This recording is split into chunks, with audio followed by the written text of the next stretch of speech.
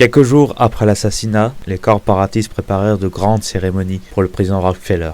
Deux figures importantes étaient là, Henry Ford et Rockefeller Jr. La question que posait tout le monde était qui des deux allait devenir président des États-Unis d'Amérique, le vice-président et fils de Rockefeller ou l'homme le plus puissant des États-Unis d'Amérique.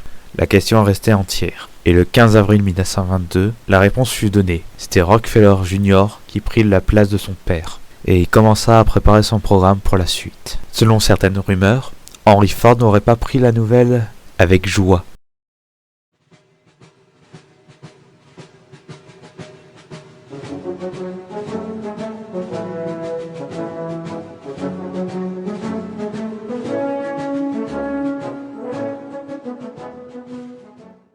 Alors que Rockefeller Jr. préparait son programme présidentiel, il apprit le 29 avril 1922 que des groupes syndicats, responsables de la mort de son père, avaient pris le pouvoir à Détroit et à Chicago. Les syndicats, dirigés par un certain Bill Haywood, avaient pris le contrôle de la région des Grands Lacs. Rockefeller Jr. enrageait. À peine arrivé au pouvoir, qu'il avait déjà une révolte sur les bras. De plus, par ceux qui avaient tué son père. Il savait quoi faire. Faire comme en 1916. Envoyer les milices et mater la révolte dans le sang. Il ordonna de contacter Henry Ford pour qu'il envoie ses milices. Mais ni Henry ni même ses milices ne répondaient à l'appel. À la Maison Blanche, on se posait des questions. Et Rockefeller sentit qu'il y avait un piège quelque part. Ces doutes se confirma le 1er mai 1922. Henry Ford avait pris contrôle du centre-nord des États-Unis d'Amérique et avait créé un nouveau gouvernement pour contrer celui de Rockefeller Jr. En effet, Henry Ford avait mal pris que ce gamin avait pris le pouvoir des États-Unis alors qu'il avait maté les révoltes de 1916. À la Maison Blanche, le choc de cette crise était grande. Pour certains, ils chuchotèrent que finalement, ça aurait dû être Henry Ford qui prenne le pouvoir.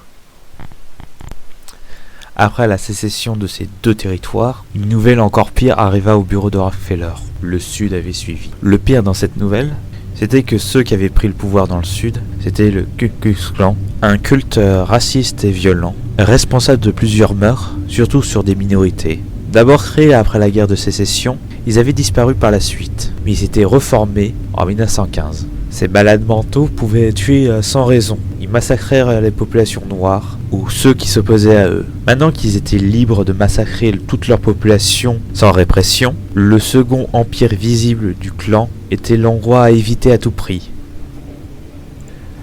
Alors que le clan massacrait librement dans le sud, une résistance afro-américaine se formèrent et arriva à repousser les hommes du clan en Floride et en Louisiane. Cette résistance se bat contre le clan, mais aussi contre la ségrégation, qui a été instaurée bien avant Rockefeller.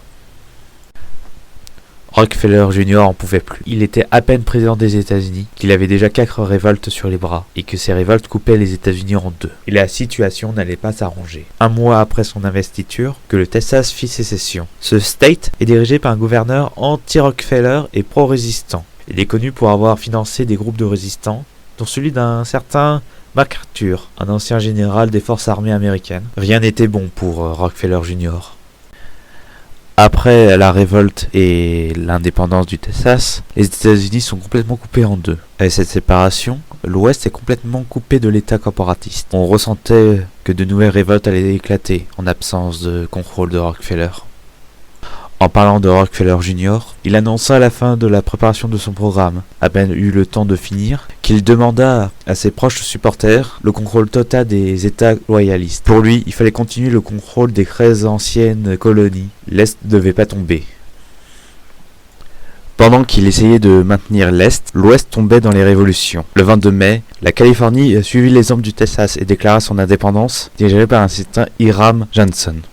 Le 26 mai fut une date importante, car MacArthur, l'ancien général des forces armées américaines, lança une opération totale avec des anciens soldats de l'armée. Ils arrivaient à prendre le contrôle du Midwest. C'était la révolution la plus importante et la plus dangereuse pour Rockefeller. Il tomba de nu en entendant la nouvelle. L'armée de libération américaine était en marche. L'Ouest tombait, mais Rockefeller avait un espoir que l'Est ne tombait pas. Il fut vite déçu, car le 2 juin, la Pennsylvanie aussi déclara son indépendance. Elle était dirigée par la loge maçonnique, un groupe que Rockefeller détestait. Il tomba de nu. Son projet de protection des 13 colonies tomba à l'eau.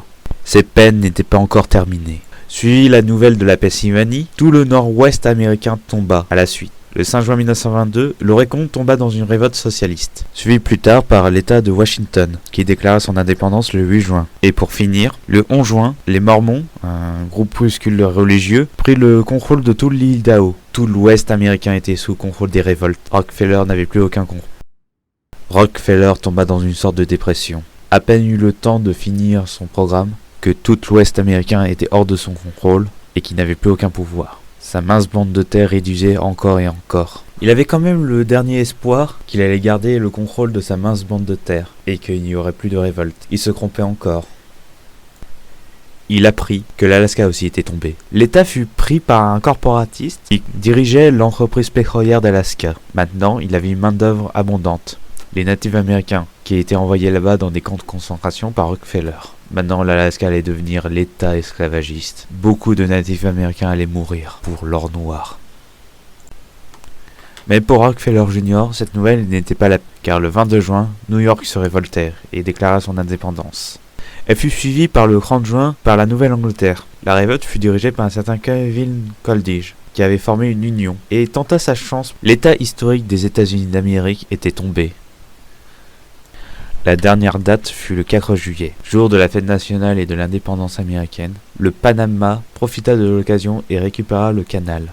En ce jour de l'indépendance, tous les États-Unis étaient divisés. De nombreuses révoltes avaient éclaté. C'était le début de la Seconde Guerre civile américaine. Elle sera encore pire que la première. Les États-Unis d'Amérique sont en ruine.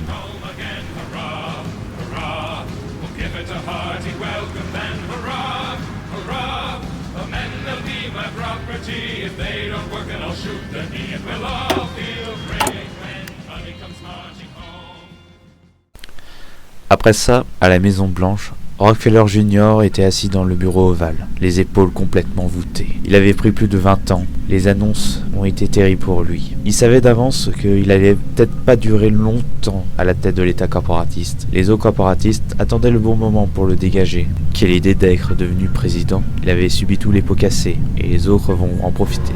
Chaque prétendant au trône était présent dans l'État corporatiste. Le congrès corporatiste allait bientôt commencer, et on allait savoir qui allait diriger l'État dans cette guerre civile.